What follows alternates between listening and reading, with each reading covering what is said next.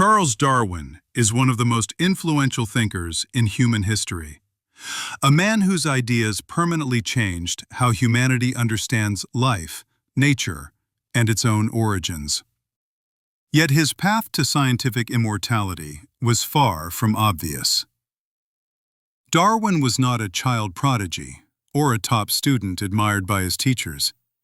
In his youth, he was often considered average, distracted, and even lazy. His own father once feared that Charles would never achieve anything significant. Charles Robert Darwin was born on February 12, 1809, in the English town of Shrewsbury, into a wealthy and respected family.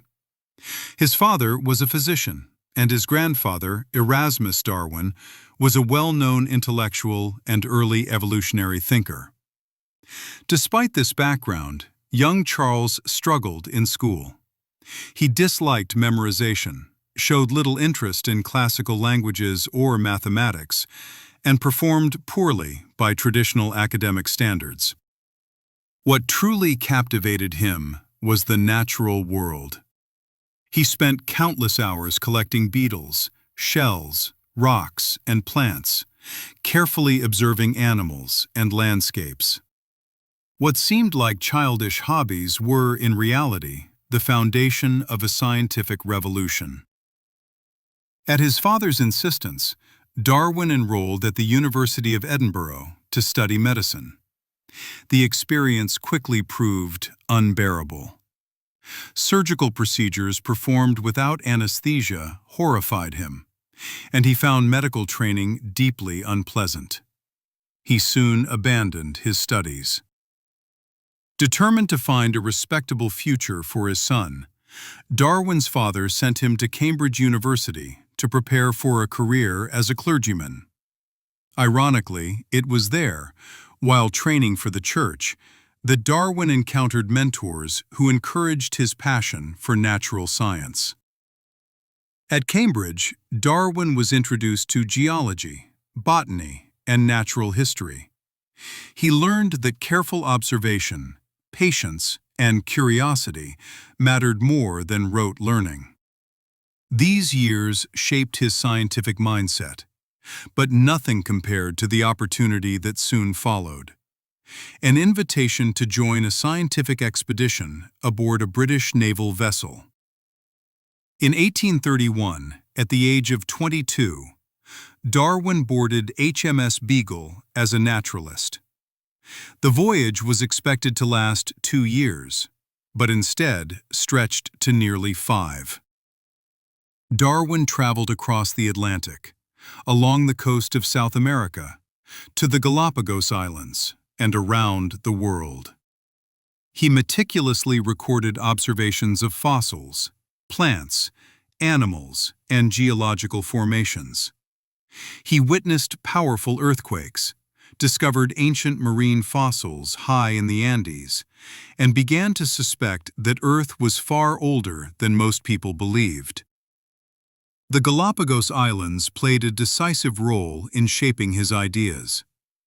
Darwin observed subtle but consistent differences among species living on neighboring islands: finches with distinct beak shapes and tortoises with unique shell forms. These variations appeared linked to environment and survival rather than fixed, unchanging design. Gradually, a radical conclusion emerged. Species were not immutable. They evolved over time. Despite the significance of these insights, Darwin did not rush to publish.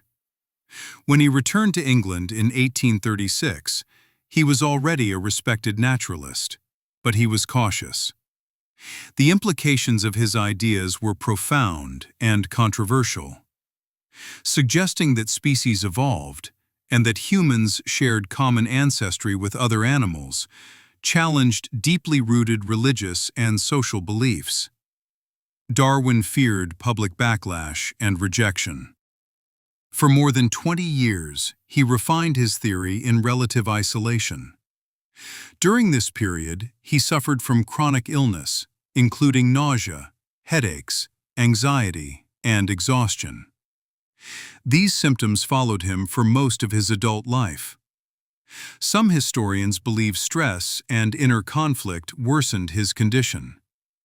Others suggest diseases contracted during his travels. Regardless of the cause, Darwin continued his work with extraordinary discipline. In 1859, after learning that another naturalist was developing similar ideas, Darwin finally published On the Origin of Species. The book introduced the theory of natural selection, the idea that organisms with traits better suited to their environment are more likely to survive and reproduce. Over many generations, these small advantages accumulate, driving evolutionary change.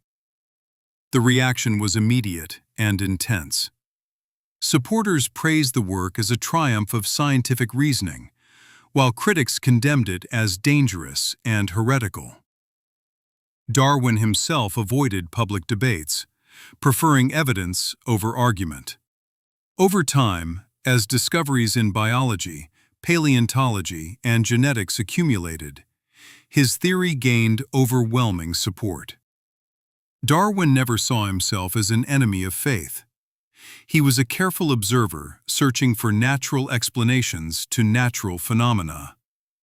Modest, methodical, and deeply human, he was driven not by ambition, but by curiosity and intellectual honesty. His work continues to influence science, medicine, psychology, and humanity's understanding of life. Charles Darwin died in 1882 and was buried in Westminster Abbey near Isaac Newton, a powerful symbol of his impact. His legacy is more than a theory. It is a way of thinking, questioning assumptions, following evidence, and daring to reconsider humanity's place in nature.